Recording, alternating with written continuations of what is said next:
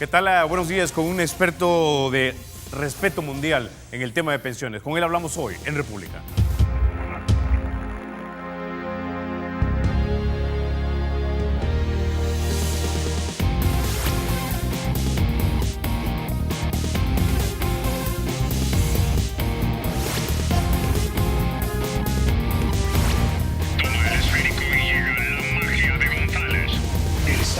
Y será siempre libre e independiente, y no será jamás el patrimonio de ninguna familia ni persona.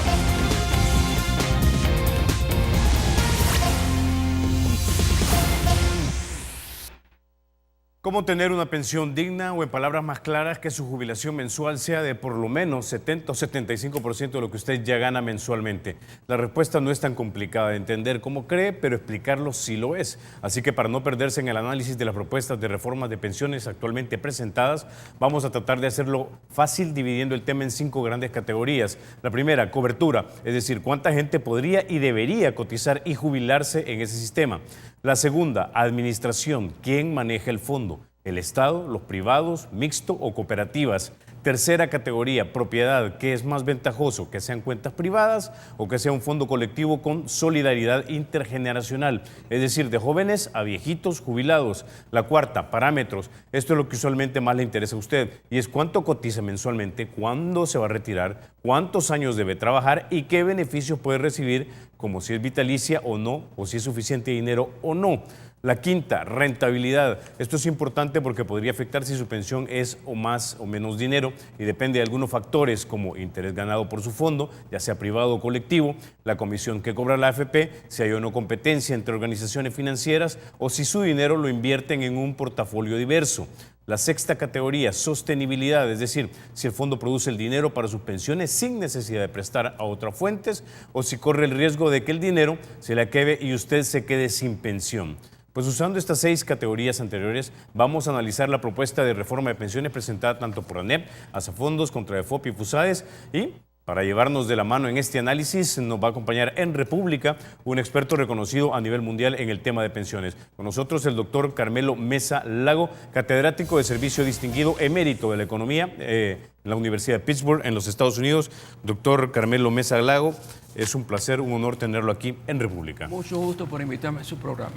Bueno, empecemos quizás con la pregunta básica de las básicas. De acuerdo a nuestra economía, al nivel de formalidad, a la cantidad de jóvenes que tenemos, al nivel salarial que tenemos, ¿qué tipo de sistema de pensiones nos conviene? ¿Es un público de reparto como el que teníamos antes o es un sistema mixto donde algunos aportan al Fondo Solidario Intergeneracional y aportan otra parte de su dinero a una cuenta individual? Bueno, primero, ustedes tienen alrededor de un cuarto de la fuerza de trabajo cubierta por el sistema. Ese es el segundo más bajo entre los 9 países que tienen capitalización individual en América Latina. Entonces es un problema muy serio y solo 16% de los adultos mayores están cubiertos, que ese es el más bajo.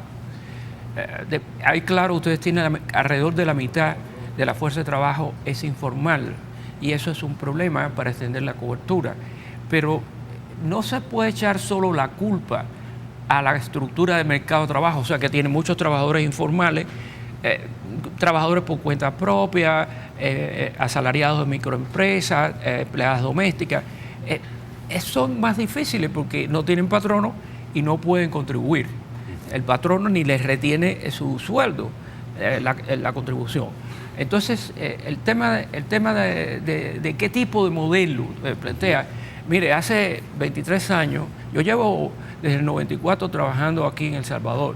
Este es el 6º informe que he hecho. Y en el año 96 se propuso un sistema que era copiado del sistema chileno, que era el sistema de capitalización individual puro, es decir, más nada. El error primero fue que se pensó que lo que podía funcionar en Chile iba a funcionar en El Salvador, pero no se tuvo en cuenta que son países con condiciones económicas y sociales diferentes. Le doy 2 ejemplos. En Chile la informalidad es muy pequeña, estamos hablando de un 12%, aquí es la mitad de la población, la fuerza laboral. Chile tenía un mercado de valores, de acciones, a fines del siglo XIX. Aquí se creó después de la ley. Entonces, además, el número de personas que pueden contribuir es muy poca. Y el número de administradoras de AFP depende del tamaño del mercado de trabajo. A mayor, por ejemplo, México es el que tiene más. Y aquí, ¿qué pasó? Empezaron 5 y yo predije que se iban a quedar en 2. Y la gente no me creyó, pero así ocurrió. Y seguimos con un duopolio. Entonces propuse,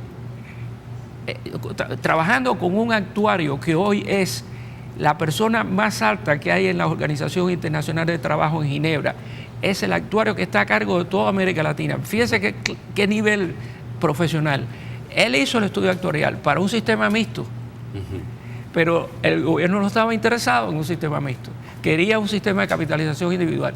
Y a pesar que hicimos todas estas observaciones y que se hizo un estudio actuarial probando que la propuesta nuestra era más barata que la otra y más factible, no se nos tuvo en consideración y se aprobó lo que tenemos hoy. Es decir, bueno, hay que decirlo, allá por 1998 El Salvador se había montado en esa ola de privatizaciones, era el gobierno del presidente Calderón Sol y pensaban que quizás lo privado era lo mejor. Es decir, eran necios, ideológicos y no técnicos. Ahora, yo quiero preguntarle algo a usted, doctor, porque esto es algo de lo que no estoy plenamente convencido y quisiera que alguien de su nivel me lo dijera, porque yo no estoy plenamente convencido que el sistema del seguro social que nosotros teníamos estaba quebrado. Cuando se creó en 1959 en este país, las mujeres en promedio tenían 6 hijos. Para 2000 había bajado a 2 hijos, es decir, teníamos menos jóvenes que potencialmente podrían contribuir a las pensiones de los viejitos. ¿No era lo más lógico de repente haber modificado los parámetros de lo que se había prometido en 1959 para que ese sistema siguiera funcionando y se hiciese un esfuerzo consciente e intenso de formalización de la economía para que ese sistema siguiera funcionando? Bueno, primero, El Salvador no es un país tan envejecido como otros en América Latina, no tiene nada que ver con Uruguay, con Cuba, con Argentina o Chile. Entonces, sí, el problema del envejecimiento es un problema que va a ocurrir, pero no es tan fundamental como en otros países, porque mientras más vieja es la población, menos jóvenes hay que puedan, como usted dijo, contribuir a la pensión de los mayores. Es una transferencia entre generaciones, ¿no?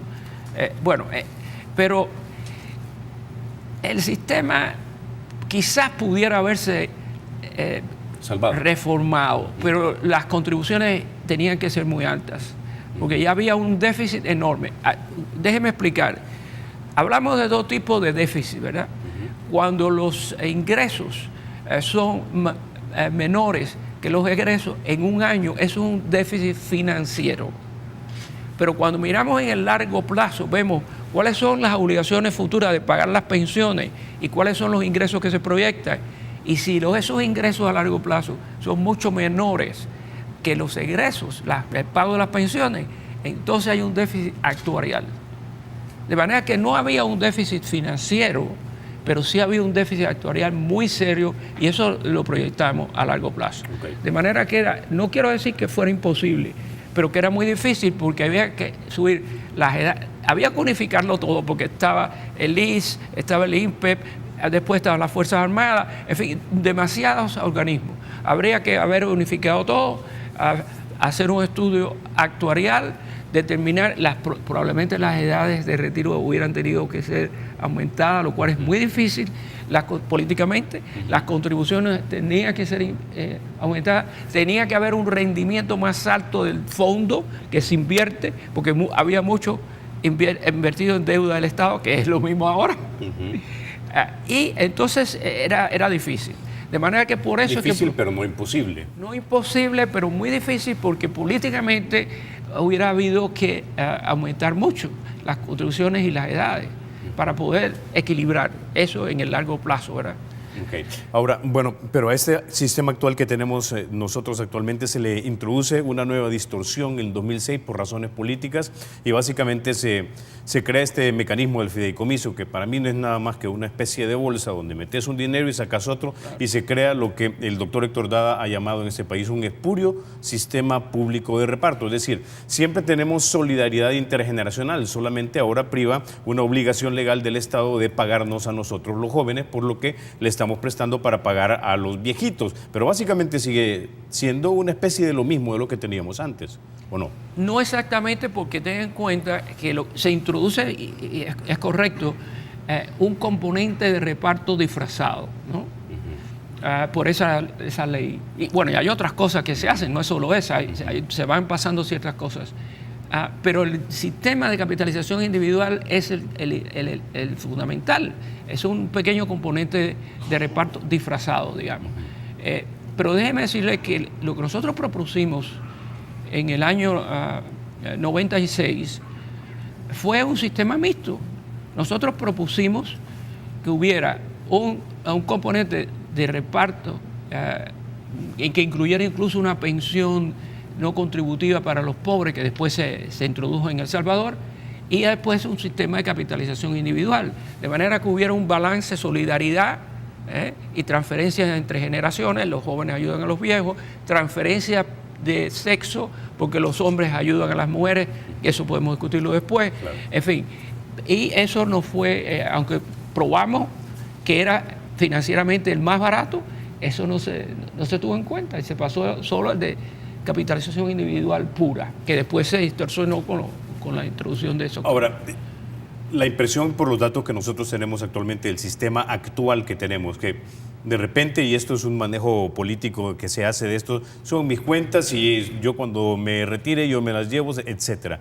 Pero este sistema actualmente sigue siendo un alivio parcial, es decir, solamente el 25% de la población en este país de repente va a poder tener acceso a algún tipo de devolución o de pensión. Claro, y la devolución es un desastre, porque en realidad el 62% de las personas que están cubiertas hoy no van a cumplir los 25 años de cotización. Exacto. Y eso implica que solamente tienen derecho a la devolución. Pero un sistema de pensiones, o sea, 2/3 de la población actual registrada no va a tener una pensión, lo que va a tener es una devolución del saldo de lo que han contribuido más el rendimiento, ¿no? Y eso, por supuesto, es un problema, porque depende de la persona. Si esa persona, primero el dinero que va a recibir no es mucho. Exacto. Y si usted ese dinero lo gasta, después, ¿qué pasa? Si usted es una persona, digamos, que es cuidadosa, invierte ese dinero en un pequeño negocio, bueno, pues más o menos quizás pueda sobrevivir, pero no todo el mundo es así. Hay una tremenda atracción de tener un bolón de dinero y hice unas vacaciones a Disney World y después, ¿qué pasó? Así que eso no es el objetivo de un programa de pensiones y obviamente es muy mal lo que está pasando. En el caso de los que están cotizando actualmente, que son como, creo, 675,000 o 700,000 personas, el 75% de estas ganan hasta $500, asumiendo que estas personas puedan tener una pensión. Tengo entendido que la tasa de reemplazo, es decir, lo que le van a pagar en concepto de jubilación, anda como por el 40%, es decir, de tus $500 te van a devolver como $150. Sí. O sea, ni siquiera es una gran pensión. El 82% de las personas que están ahora cubiertas van a recibir entre un 39% y un 42%, pero fíjese, tengo que explicar algo que es muy importante. ¿Sobre qué la tasa de reemplazo es el porcentaje que se aplica a una cosa que se llama el salario básico regulador, que es un promedio de X años de contribuciones, ¿verdad? Bueno, aquí en El Salvador son los últimos 10 años de salario. No es el último salario, eso no puede ser, es imposible. Si yo estoy ganando ahora $500, en el último año no me van a aplicar la tasa a los $500. Porque es imposible. Usted está cotizando cuando empezó ganando, digamos, 50. ¿Ve? Entonces ha ido subiendo y usted no puede pretender que le van a aplicar la tasa de reemplazo al último salario. Aquí en la legislación es el promedio de los últimos 10.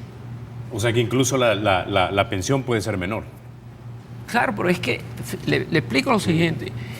Los organismos internacionales más importantes que trabajan en el tema de las pensiones son la Organización Internacional del Trabajo y, ¿cómo se dice?, la OSD, que es de Cooperación Económica y Desarrollo Internacional. Ambos dicen que la mínima tasa de reemplazo es de un 45%, no de un 70%, pero no es un 45% del último salario, es un 45% del promedio del salario de la vida activa. Hay la ilusión, y me da pena decir esto, pero hay un problema también de educación, que hay que resolver eso. Hay la ilusión que a uno le van a pagar el 70% de su último salario. Eso es técnicamente imposible, no se puede hacer, porque usted, aún con lo que usted ha contribuido, no puede pagársele por el último salario, aún con el rendimiento, que es muy importante, que después vamos a tratar, ¿verdad? Bueno, y eso hablando de la gente que se va a pensionar, pero los que solo le den devoluciones, si 75% de todas esas personas ni siquiera cumplen con la cantidad de años para recibir una pensión, solo le devuelven el dinero, 75% de ellos ganan hasta $500. Es decir, ¿qué? Ahorraste en toda tu vida unos $15,000, $18,000 y esperas vivir 25 años más. Dividamos 15,000 entre 25. Y aquí son números, digamos, un poco gruesos, pero sigue siendo, es decir, este sistema actual que tenemos tampoco es la panacea. Bueno, por eso es que se está planteando una reforma, pero tenemos que hablar del problema financiero, porque para mí ese es el problema fundamental. Varias de las propuestas, o una especialmente, que es la del gobierno, se centra en el tema del déficit fiscal. Y eso es, claro, es un problema que en parte ha agregado el gobierno a través de todos los años, por eso lo discutiremos después. Pero tenemos que hablar de un tema que políticamente es muy difícil. Las edades de retiro en El Salvador para la jubilación son 55 años las mujeres y 60 los hombres. Yo he hecho comparaciones de las edades de retiro en toda América Latina y en los 9 países que tienen sistema de capitalización individual como aquí. Esas son de las edades más bajas que hay. Eso se mide en términos de cuántos años como promedio. Usted dijo 20. 20 años después que usted se retira va a vivir. Bueno, son de las más largas por la edad tan baja. Si usted se retira más temprano, va a vivir más años, como es lógico. Y entonces, eso no se toca. Ninguna de las 4 propuestas plantea el tema de la edad. Y el segundo problema que hay es que la tasa, los años requeridos de cotización son 25. Esos son los más, salvo Argentina y Uruguay, son los más largos en América Latina, pero Argentina y Uruguay tienen poblaciones envejecidas y ese no es el caso, es una población más joven, la salvadoreña. Se está envejeciendo, pero no lo mismo. Entonces, tienen por un lado una edad de retiro muy bajas y por otro lado tienen unos periodos de cotización muy largos, 25 años. Por eso es que el 62% nunca va a llegar a los 25 años cotizados y recibe esa devolución del saldo, ¿verdad? O sea, y eso no se ha tratado. Y yo creo que, sé que es un tema político, pero es extremadamente costoso,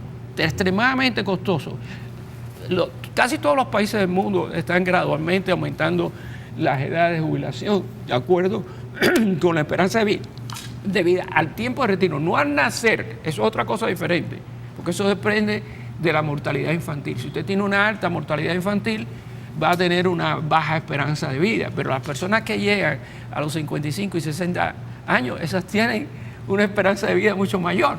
Ahora, doctor, hay algunos aquí que piensan en este país que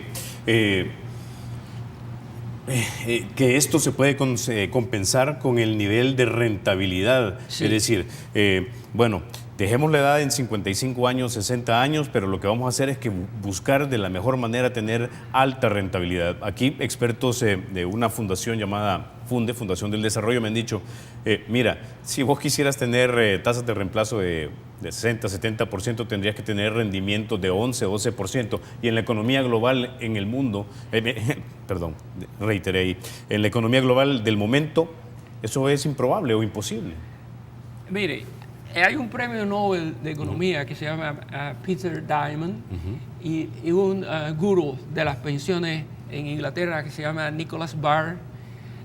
Y ellos han probado que es más importante el rendimiento que la contribución. O sea, usted está contribuyendo al fondo, ¿verdad? Entonces la AFP invierte en eso y se produce un rendimiento. Ellos dicen que el rendimiento es muchísimo más importante que la contribución. Ahora, ¿qué es lo que pasa en El Salvador? Resulta que el rendimiento en El Salvador es de 2,6% anual. Ese es el más bajo de los 9 países con capitalización individual en la región. O sea que usted tiene un rendimiento extremadamente bajo. La pregunta es ¿por qué? La razón es que el 81% de ese fondo de pensiones está invertido en deuda estatal. Y el rendimiento que pagan es bajísimo. La mayoría de eso, del 81 al 62, están en los llamados SIP, que son esos papeles que el gobierno ha emitido para poder pagar las pensiones. Entonces, esos tenían un rendimiento hasta el año 16-17 que era bajísimo. Estamos hablando de un 1 o un 2%. Y eso tira hacia abajo, porque si usted tiene un 81% metido en papeles de deuda pública y de eso un 62% que le está pagando 1 o 2, obviamente que va a tener esa rentabilidad de 2,6 que es muy baja. Se hizo entonces subir a 3% y 4% en el 16 y el 17, pero le queda todos los CEP que se han emitido por muchísimos años, de manera que si usted tiene los nuevos con 3 y 4, pero los viejos con 1 y 2, el promedio que le da es bajísimo. Básicamente, lo que queda para invertir es extremadamente bajo en términos de otros instrumentos que sean más rentables. Hay también dinero metido en depósitos bancarios que lo que le da es una basura. De manera que ese es el problema fundamental, cómo se ha manejado el tema del rendimiento. Es decir, para usted, por ejemplo, en un futuro sistema de pensiones que nosotros lleguemos a tener, debería abrirse el abanico de posibilidades, un portafolio más amplio, de repente poder invertir en la bolsa de Nueva York, en las bolsas asiáticas, de tal manera de que podamos tener, digamos, inversiones de bajo riesgo, de mediano riesgo, de alto riesgo, dependiendo de la edad que uno tenga. Correcto. El problema que hay es el siguiente, que no se puede invertir en el extranjero. A ver, vamos a empezar. Eso hay que modificar la ley. Sí, pero mire, El Salvador, como yo le dije al principio, copió a Chile, pero no tenía un mercado de valores. De hecho, la ley se dictó casi al mismo tiempo que se pasó la ley de reforma de la ley SAP del 96. Pero usted no improvisa un mercado de valores de la noche a la mañana. Entonces, ¿qué pasa? Que aquí en el país no hay suficiente instrumento de inversión para poder tener una cartera diversificada y un rendimiento más alto. Entonces, ¿qué pasa? No quiero decir que esta sea la única razón, pero va al Estado. Ahora, yo sé que esto políticamente no suena muy bien, pero si usted prohíbe la inversión en instrumentos, hay un argumento que es muy importante, que se dice, no podemos, el dinero de los trabajadores debe ser invertido nacionalmente, no debe de ir al extranjero. Pero cuando usted ve que es lo que está invertido en acciones nacionales, estamos hablando de un porcentaje bajísimo, 5%. O sea que el grueso lo tiene el Estado, después vienen bancos y otras cosas. La única alternativa que ustedes tienen es primero desarrollar mercados de valores. Por ejemplo, se podía transar bonos hipotecarios que financiarían la vivienda. No vivienda directa, bonos hipotecarios que se transen en el mercado de valores, pero también tienen que invertir en el extranjero. Y eso no se puede hacer. Solamente se puede invertir, y es un porcentaje minúsculo, un 2%, en instrumentos extranjeros que se transen en el mercado de valores salvadoreño. Pero no puede usted invertir en el exterior, como dijo en Nueva York, en bonos o en acciones.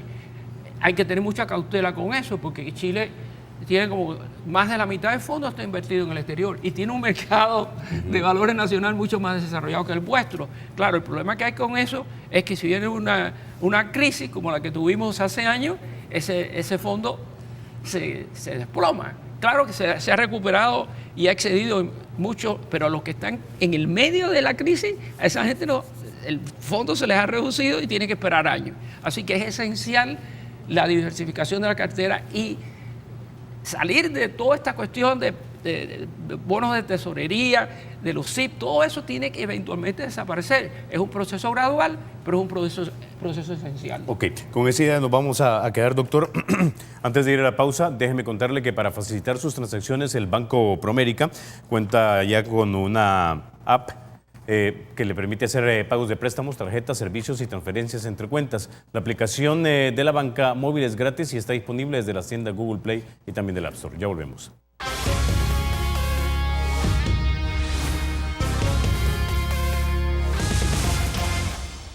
Gracias por continuar con República. Doctor, antes de entrarle a la parte técnica nuevamente, quisiera preguntarle a esto porque siempre es curiosidad. El salvadoreño, si algo tiene, es que no escuchamos a los que saben, desafortunadamente. ¿Qué respuesta ha tenido usted de los diputados en la Asamblea Legislativa? ¿Le han escuchado? ¿Qué respuesta ha tenido el gobierno? Mire, es una cosa triste. Yo no soy una persona arrogante. Toda mi vida he charlado con sindicatos, con empresarios, etcétera. Yo tengo experiencia en todos los países de América Latina y además he trabajado en Alemania, en España, en Tailandia, en Filipinas. O sea, son 56 años acumulados de experiencia en este tema y en El Salvador 23 años. Entonces les ofrecimos, la Fundación Fundaungo, que fue quien me trajo, le dijimos a la comisión que está a cargo de la reforma, pueden reunirse con Mesa Lago, tienen un día entero abierto para la hora que a ustedes les convenga. No contestaron. Entonces, yo he hecho un esfuerzo enorme con la ayuda de María Elena Rivera y del doctor Ricardo Córdoba, ¿verdad?, para preparar un informe que por primera vez se comparan las 4 proyectos, ¿verdad?, las 4 propuestas. Porque usted mencionó la de FUSADE, Asafondo, etcétera, pero después hay una del gobierno, hay otra de un grupo parlamentario que se llama Gana y está la de los sindicatos, o sea, son 4. Cada uno ha defendido su proyecto, pero no ha habido una comparación entre los 4. Y eso es lo que hemos hecho, ese es el aporte que hemos hecho, ver qué es lo que aporta en positivo, qué es lo que falta y qué es lo que no está bien. Entonces, esta es vamos a publicar en 2 semanas el documento y se lo vamos a mandar a todos los miembros de la comisión. Pero, es decir, si yo estoy aquí y estoy ofreciéndole que hagan todas las preguntas que quieran, hacerle una presentación, discutir, no. Y lo mismo ocurrió en el año 96, ¿eh? Lo mismo ocurrió en el año 96. Bueno, entonces hacemos un llamado a la Comisión de Hacienda, ¿verdad?, para que se reúne con el doctor Carmelo Mesa Lago de la Asamblea, de tal manera que puedan escucharle, ¿no? Hay que escuchar a los que saben. Esto es demasiado importante para la República como para que ustedes, discúlpenme, necios, no quieran escuchar a alguien que sabe. Bueno, doctor, vamos a seguir hablando de este tema. Entonces, basándonos en las condiciones, digamos, demográficas, de salario, de la economía que tenemos, ¿qué recomendaría usted como el modelo que deberíamos tener en este país? Bueno, yo le dije antes que en el año 94 propusimos un modelo mixto. Y en aquel entonces la situación era muchísimo mejor que la que hay ahora, porque hay una deuda actuarial de 24.000 millones de dólares. Eso no existía, pero eso no se aceptó por razones de tipo ideológico fundamentalmente. Entonces ahora, 23 años después, con una situación económica mucho más difícil, se está proponiendo esto. Y déjenme explicar. Lo que se está proponiendo es, cuando decimos un modelo mixto, es que hay un componente de capitalización individual que es el que ha habido por 23 años, ¿correcto? En que usted paga, se le pone en un fondo, se invierte. Es decir, es mi cuenta privada. Es su cuenta privada. Y después entonces que se crea un componente de reparto. La diferencia que hay aquí es que cuando usted pone su plata en una cuenta individual, no hay un gran problema actuarial, porque simplemente usted contribuye, eso se invierte y después usted saca la plata que usted ha acumulado, ¿correcto? Pero en un sistema de reparto, que es lo que había antes, y estuvimos discutiendo que había ese problema de déficit actuarial, ¿verdad?, a largo plazo, tiene que haber una sostenibilidad financiera, porque usted tiene que estar seguro que los ingresos que recibe ese fondo de reparto puedan pagar las pensiones del futuro. Exacto. Porque si no, entonces resulta que después de unos cuantos años no hay dinero. Ahora, y esa es la preocupación que tiene mucha gente, Claro. porque si tenemos un fondo de capitalización colectiva, es decir, que todos nosotros abonamos a ese fondo una cierta cantidad de nuestro salario, ¿quién lo administra? Porque la mayoría de las personas dicen, si lo administra el gobierno, no quiero que sea el gobierno, porque el gobierno lo agarra para cosas que no debería agarrarlo, sino más bien invertirlo para que crezca el fondo de tal manera que cuando yo me jubile, yo tenga mi pensión. ¿Cómo lograr entonces? Antes de hablar de financiamiento, pudiéramos poner esa lámina Claro. en que esta de aquí. ¿La de beneficios pagados por el componente o esta? Ok. Esta de aquí, que es bastante fácil. Producción, a ver si podemos poner entonces la lámina de los beneficios pagados por el componente de reparto en las 4 propuestas. Ahí está, doctor, ahí las tenemos. Bueno, A ver si la acercan. entonces fíjese, ¿qué es lo que es? Yo le voy a explicar el cuadro para que la Ok. audiencia pueda entenderlo, ¿verdad? Sí. Aquí lo que hemos hecho es lo siguiente. Estamos hablando de ese componente de reparto, ¿verdad? Y hay distintos fondos, pero no vamos a entrar en eso porque es muy complicado. Claro. Básicamente tenemos el componente de reparto. Ahora, ¿qué beneficio paga ese componente de reparto? Aquí es lo que tienen ustedes en la parte izquierda, ¿ves? Ok. Y entonces decimos, entre los 4 propuestas, está la propuesta del gobierno, la propuesta de iniciativa ciudadana, la propuesta de los sindicatos y la propuesta de este grupo parlamentario, ¿no? De gana. Entonces estamos diciendo con esta cruz qué es lo que cada uno, los beneficios que da. Entonces, por ejemplo, pensión básica universal solamente lo proponen los sindicatos para extender la cobertura. Pensiones mínimas, hay 2. Pensiones del SPP, que es el sistema público, hay 3. ¿Ve? Entonces, cuando uno cuenta estos beneficios, fíjense que la propuesta del gobierno es la que tiene más, tiene 6. Que mientras más beneficios hay, más costoso es el componente de reparto. Ok. Es decir, más tengo que aportar yo de dinero cuando estoy trabajando. Bueno, sí, parte es contribución, pero eso no es suficiente. El Estado tiene que poner plata también y vamos a ver cómo lo hace después. Vamos a ver cómo lo hace. Ahora, la de iniciativa ciudadana y la de los sindicatos tienen 3 y la de gana es 1. O sea, mientras mayor es el número de beneficios que usted dé con ese componente de reparto, más hay que asegurarse de que es financieramente sostenible. ¿Entiende el concepto? Mientras menos, es menos cantidad. Ahora, ¿cómo se financia esto? Bueno, en el caso del gobierno, toman la mitad de todos los fondos que están en las cuentas individuales y se lo pasan al fondo de reparto, al componente de reparto. Ese es el del gobierno. El de los sindicatos también dice que pasa parte de esa plata que está en las cuentas individuales al fondo de reparto. No dice cuánto. El otro es 50%.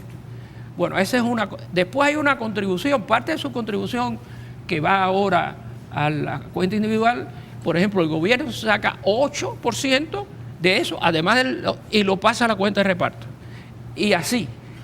Entonces, el problema que hay es que con una sección que es gana, todas las 4 propuestas reducen lo que va a la cuenta individual para pasar al componente de reparto. Bueno, eso pudiéramos hablar de que es un tema de solidaridad, etcétera. También hay un peligro de inconstitucionalidad porque yo soy dueño de mi cuenta y si me la pasan sin mi Básicamente consentimiento, que me la estén nacionalizando sin darme una indemnización, que fue lo que yo básicamente no quiero estancó el entrar tema. en el fondo, pero sí hay un peligro de inconstitucionalidad. Ahora, ¿eso va a ser suficiente, que fue su pregunta, para garantizar esos pagos a largo plazo? Depende de cómo se administre el fondo, porque ese fondo también hay que invertirlo.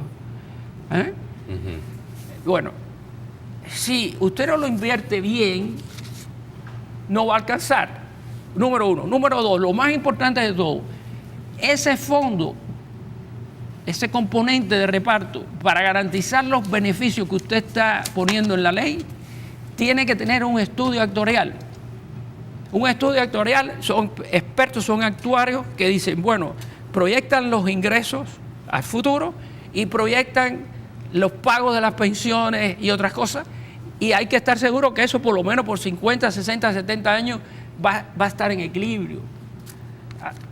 La propuesta, por ejemplo, de de Iniciativa Ciudadana, una cosa que hubo el Banco Mundial, y dice que alrededor de 2050 ya se queda, y hay un déficit. Ninguno de los, no tenemos acceso, es otro problema. ¿Cómo podemos nosotros hacer un análisis de esta cuestión que es tan fundamental si no tenemos los documentos? Hay documentos que nosotros no hemos podido obtener. Por ejemplo, del Banco Mundial hemos obtenido una, no sé cómo se dice, una presentación en PowerPoint que es muy difícil de seguir. Hemos podido lograr el estudio actuarial que hizo Prima América para Iniciativa Ciudadana, y también conseguimos la revisión que hizo la superintendencia. Pero para las otras propuestas no tenemos nada. Es posible que exista, pero no lo hay. Entonces, estamos proponiendo toda una serie de cosas que son muy bonitas en el papel, pero que no sabemos que su pregunta si van a ser financiables en el largo plazo. Okay. Así que el estudio actuarial es esencial y debe de hacerlo. No tenemos un estudio actuarial actualizado. De las 4 propuestas, creemos que no, pero no, si la hay no nos la dieron, la solicitamos. Entonces esos deben ser documentos que se hacen públicos para que no ocurra lo que ocurrió en el año 96. Claro. Y debe para un estudio actuarial, más que una compañía privada, debe ser un organismo internacional especializado en el tema. Mire, yo le decía antes que el actuario que hizo la revisión de nuestra propuesta de sistema mixto, que se llama Fabio Durán, es ahora la persona en la OIT en Ginebra, la Organización Internacional del Trabajo, que está a cargo de toda América Latina.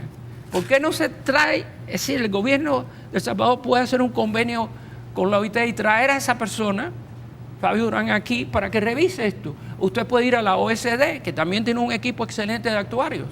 A mí me da mucho más tranquilidad que haya un organismo internacional especializado, de prestigio, que haga este estudio, que se contrate a una empresa privada que pueda o no responder a los intereses de la nación o a los intereses sectoriales. Y además, en 3 casos no tenemos nada, no sabemos. Ok. Ahora, doctor, entonces quiero que pongamos en pantalla el full pantalla de la evaluación general de las propuestas, porque ahí, digamos, recapitulamos lo que el doctor nos había dicho. Usted dice que la propuesta del gobierno, por ejemplo, positivo, el fondo solidario con mayores beneficios, reducción de comisiones, nada de sobreextensión de cobertura, ajuste de pensiones, equidad de género, es decir, una buena pensión también para las mujeres, competencia y ampliación de las administradoras, participación social en la gestión, diversificación de la cartera y multifondos, y no estipula revisiones actuariales periódicas.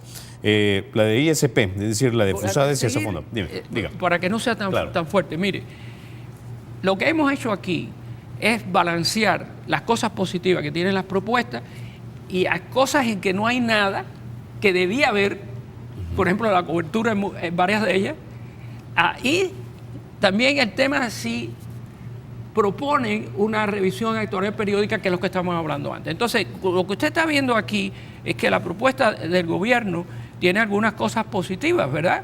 Pero no hay nada sobre la extensión de cobertura. El ajuste de las pensiones a la inflación es muy importante. No vale nada que usted tenga una tasa de reemplazo muy alta si después sus pensiones no se ajustan anualmente a la inflación, porque se va a quedar con una pensión de basura.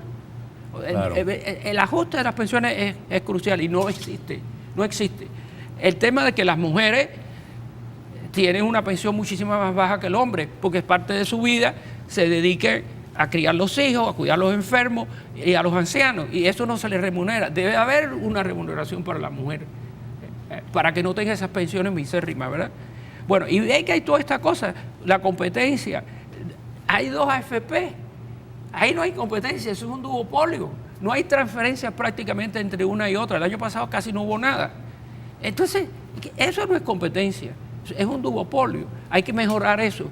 Bueno, y lo que vemos aquí es que hay, en todas las propuestas, hay algunos aportes positivos, pero también hay muchas cosas que faltan. El aporte que hace este documento, después de hacer todo un análisis con cifras, etcétera, es decir, mire, usted tiene aquí una propuesta que tiene estos puntos positivos, pero mire las cosas que le faltan aquí. Entonces, francamente, no hay ninguna propuesta en este momento que me satisfaga. Las propuestas deben de revisarse porque hay cosas buenas en una, pero hay cosas malas y deben de revisarse para que haya una propuesta integrada que toque los principios fundamentales de la seguridad social que usted mencionó. Cobertura, muy baja. El tema de los beneficios, ¿cuál es la tasa de reemplazo? ¿Y sobre qué periodo se calcula? Después usted tiene el tema de solidaridad social. Tiene que haber una pensión no contributiva para la gente pobre. Se creó, pero lo que cubre es muy poco. Eso vale muy poca plata y eso reduce considerablemente la incidencia de pobreza, que es de un 42% en El Salvador. Todos los países lo tienen. Después tiene la equidad de género que mencionamos. El tema de la competencia, si no tiene 2 AFP, tiene que ampliar, y hay varias propuestas que proponen delegación en instituciones financieras que se pueden encargar de la inversión o de llevar las cuentas individuales, etcétera. Incluso se propone una pública que tendría las mismas reglas que las privadas, no que tuviera ventaja. Y por último, el tema de financiamiento, que es el más importante, en que las propuestas deben no solo tener un estudio actuarial imparcial y profesional, sino también deben de decir que hay que revisarlo cada cierto número de años, porque puede ser que algo no funcione. Entonces, 2 años o 3 años, el gobierno no dice nada, y hay una que dice periódicamente, la de iniciativa ciudadana. Ese es el punto fundamental de esta comparación, que es una destilación de todo lo que se ha planteado y este documento que usted va a tener una copia en 2 semanas. Ok. Vamos a ir a la pausa. Cuando regresemos vamos a hablar de la evaluación que se hizo, pero de la propuesta de FUSADES y esa fondos. Ya volvemos.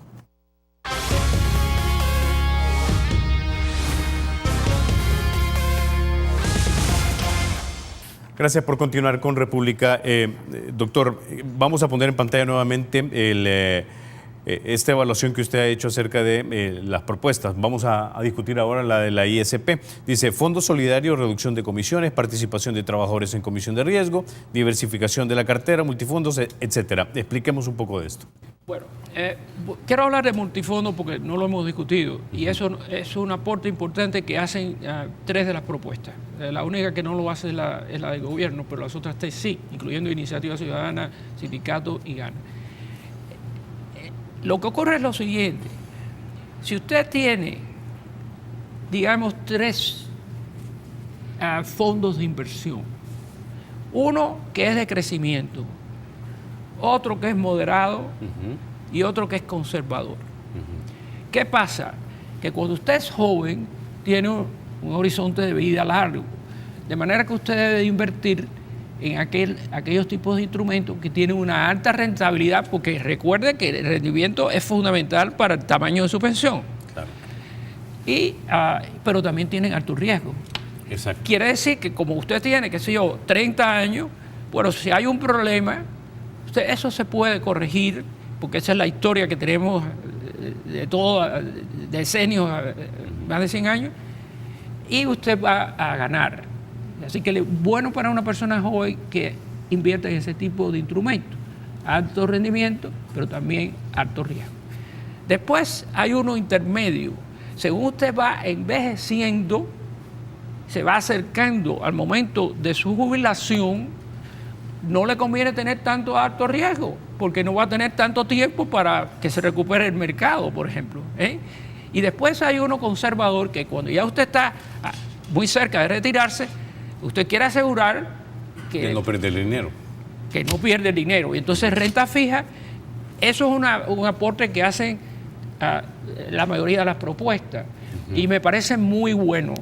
Entonces, ese es un aporte que hace la Iniciativa Ciudadana, pero otros 2 también. Bueno, otro tema es, los trabajadores son dueños de su cuenta individual, ¿correcto? Sí.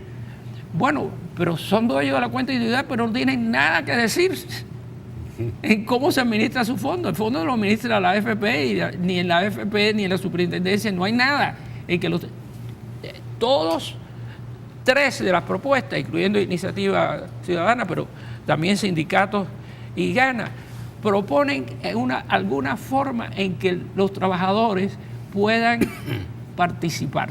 Hay un comité de riesgo, hay otro que es un consejo superior, en que hay representantes del Estado, de los trabajadores y de los empleadores. Y una cosa muy importante es de que el Estado no debe estar en mayoría. Okay. Porque si el Estado está en mayoría, entonces no cuenta la opinión de los trabajadores. Ahora sí, para participar en ese tipo de mecanismo de participación, usted tiene que tener experiencia y conocimiento. Porque si usted no lo tiene, o lo van a apabullar los otros dos que lo tienen, o usted puede plantear cualquier cosa. De manera que hay participación con preparación. Eso es una cosa importante que está en esta y en otras de las propuestas. Y bueno, la diversificación de la cartera, por supuesto, de lo que ya hablamos, que hay un 81%, etcétera, que eso es un problema. Pero esta iniciativa ciudadana ha planteado las cosas positivas, ¿verdad? No tiene nada sobre extensión de la cobertura, que solamente una cuarta parte de los salvadoreños que están en el sistema están cubiertos. O sea, tenemos un 75% que está fuera. ¿De la economía nacional? No, que no está cubierto por el sistema. Solamente un 25% de la fuerza de trabajo está cubierta por el sistema de pensiones contributivos. Solamente un 25%. Ahora, los trabajadores dependientes están obligados, asalariados, ¿no?, que tienen una empresa, están obligados a ser cubiertos. Pero resulta que solo 53% están contribuyendo. Hay un 44% que no contribuye. De manera que hay un problema de evasión y de mora y de control. Vea, por ejemplo, hay 100.000 asegurados que contribuyen al sistema de salud del ISSSTE, pero no contribuyen a pensiones. 100.000 personas. Hay todo un grupo de informales, no todos son fáciles de incluir, son muy difíciles, pero hay otros que sí, por ejemplo, profesionales independientes que tienen un buen salario, deben estar cubiertos obligatoriamente. En este momento es voluntario, hay que cambiar eso. Bueno, pues nada sobre cobertura. El ajuste de las pensiones, que como le dije es muy importante.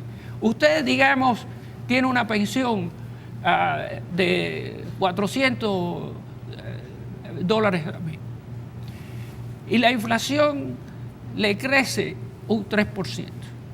Eso quiere decir que sus $400 se van a reducir. Exacto. No son los mismos, yo lo recuerdo muy bien, no son los mismos $400 en 2006 que $400 claro, ahorita, o sea, en 2017. Usted puede tener, si usted compara uno con otro, puede ser, si no hay un ajuste a la pensión, puede ser que 15 años después o 10 años después lo que usted está recibiendo es un 20% de lo que tenía antes. Y eso no hay un mecanismo legal para hacerlo, eso debe estar en la ley, que debe hacer un ajuste de la pensión al índice de precio al consumidor. ¿Y eso no lo tiene ninguna de las propuestas? No, estamos hablando de esta. Primero hablamos de la del gobierno, ¿verdad? Entonces, esta es una propuesta que viene de Asafondo, del sector empresarial, ANEP, etcétera.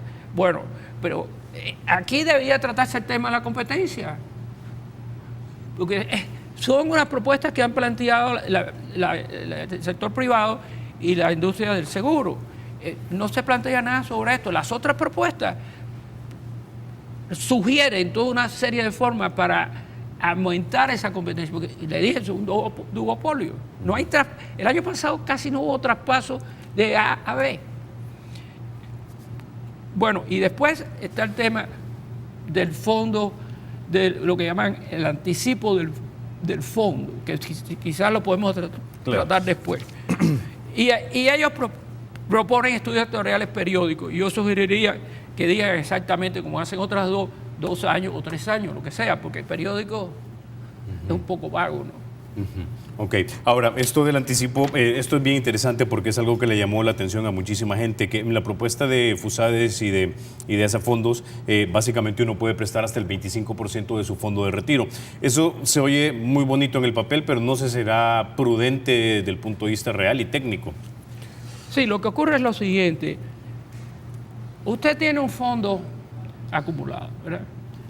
Pero usted no está muy seguro si va a cobrar una pensión al final o si se le va a dar una devolución del fondo. Ya el 62% no llega a los 25 años.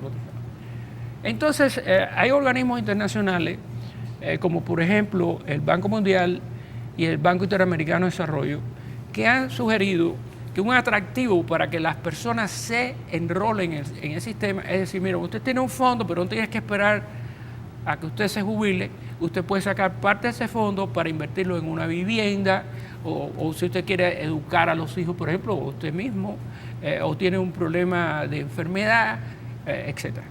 Entonces, dos de las propuestas, la de Iniciativa Ciudadana y la de Gana, plantean que usted pueda sacar un 25% de lo que usted ha acumulado siempre que tenga 10 años de cotización. Entonces, eso es un atractivo, no hay duda. Perú lo hizo el año antes pasado, pero fue más allá, porque además permitió sacar el 95% del fondo. El otro 5% era porque se pasaba a salud. O sea que usted prácticamente sacaba todo su fondo. Bueno, ahí desapareció. No hay sistema de protección social, no hay sistema de seguro social, de pensiones. Ya han empezado a sacar esa plata. Qué curioso que lo pasó el Congreso justo antes de las últimas elecciones presidenciales. Y ahí está la política. Vamos a ofrecer a la gente maravillas, ¿verdad? Entonces, si eso va a una vivienda o va a educación, por lo menos una inversión, ¿verdad? Porque usted tiene un patrimonio, que es su casa, o usted pone... Pero que no vaya a consumo, dice usted. Pero que haya restricciones consumo, de uso. que no vaya a consumo. Bueno, y entonces, el tema está que usted tiene que reintegrar esa plata que ha sacado antes de retirarse. Pero es posible reintegrar la plata, le da a usted un periodo de tiempo para hacerlo. O sea, tendrías que aumentar notablemente tus ingresos de tal manera que tuvieras esa parte la capacidad para poder pagar. Y si se gasta esa plata, desapareció. Entonces, tiene sus cosas positivas, pero también tiene un alto riesgo. Bueno, tengo que ir a la pausa, ya volvemos.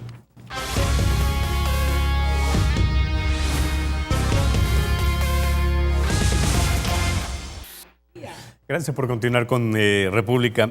Doctor, analicemos las últimas dos propuestas que tenemos en pantalla, vamos a ponerlas para leer rápidamente la propuesta de los sindicatos. Dice, de lo positivo, una extensión de la cobertura, que es la más detallada, dice fondo solidario, participación social en la gestión, reducir la concentración de la cartera, pero no habla de ajuste de competencias ni ampliación de administradoras. Expliquemos. Bueno, aquí el punto que creo más importante es lo de la extensión de cobertura, que fue lo primero que discutimos, ¿verdad? Hay que aumentar la cobertura de un 25% de la fuerza de trabajo a lo más posible. Ellos plantean, por ejemplo, todas plantean que los 100.000 personas que están contribuyendo a salud, pero que no contribuyen a pensiones, que eso cambie a base de un control y que ahí habría 100.000 asegurados más. Ellos plantean un programa para incorporar a 30.000 informales. De entrada, ¿no? Yo les planteé, por ejemplo, los profesionales que tienen un buen ingreso, porque la cobertura es voluntaria, eso debe ser obligatorio. Bueno, también la participación social. Todas las tres de las propuestas, como discutimos, hay una participación de los trabajadores. Y reducción de la concentración de la cartera, que también la tienen tres. La única que no la tiene es la del gobierno. Pero no hablan del ajuste de las pensiones, cosa que es curiosa porque se trata de los sindicatos y uno pensaría que debían de plantear el ajuste de las pensiones a la inflación. No tratan el tema de la competencia tampoco, ni la ampliación de los administradores, porque se preocupan más, ellos sindicatos y GOES, la propuesta del gobierno, son los que tienen el fondo de reparto mayor. Entonces ellos no se preocupan mucho por el tema de la competencia entre las AFP. Bueno, y propone un estudio actuarial cada 2 años, que como hemos visto hay uno que 3 y otro que es periódico, y GOES no, el gobierno no propone nada. O sea que Esa es más o menos la evaluación. Ok, doctor, se nos acaba el tiempo, pero no me resta más que agradecerle que haya estado usted esta mañana aquí en República. Me queda claro entonces que el modelo que deberíamos tener a futuro es un modelo de sistema mixto con un fondo, digamos, solidario de todos los salvadoreños, blindado debería ser para que el gobierno no use ese dinero ni para camionetas ni para pagar nada que no deba pagar, sino para invertirlo, para hacerlo crecer, para pagar las jubilaciones. Otra parte que vaya, digamos, a las AFPs para incrementar, digamos, mi pensión, una pensión complementaria, ¿no?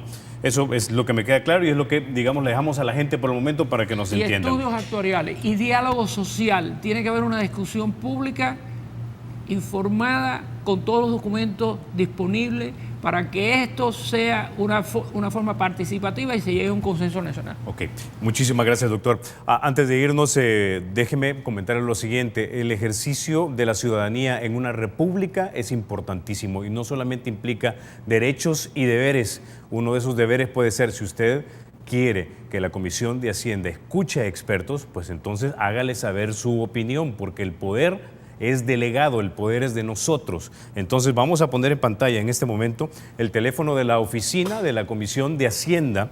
Este es 2281-9515, extensión 9515. Una vez más, 2281-9515, extensión 9515. Es la Comisión de Hacienda de la Asamblea si usted quiere que ellos escuchen al doctor Carmelo Mesa Lago. Recuerde que ellos nos responden a nosotros. Eso sí, cuando deje el mensaje, déjelo con respeto y civilidad, que es lo que nos merecemos todos. Muchísimas gracias, doctor Carmelo Mesa Lago. Ha sido un placer conversar con usted esta mañana. Muchas gracias, en República. muchas gracias. Ustedes, amigos, se quedan con la emisión matutina de Teleprensa con mi querido Rafa García y Mayelita Mena. Soy Carlos Toledo, gracias por vernos. Recuerden, la República es de todos y hay que cuidarla. Rafa, Mayelita. Hola, buenos días, Carlos. Un saludo muy cordial para el doctor Mesa Lago. Gracias por permitirnos entonces a todos nuestros televidentes llegar hasta lo íntimo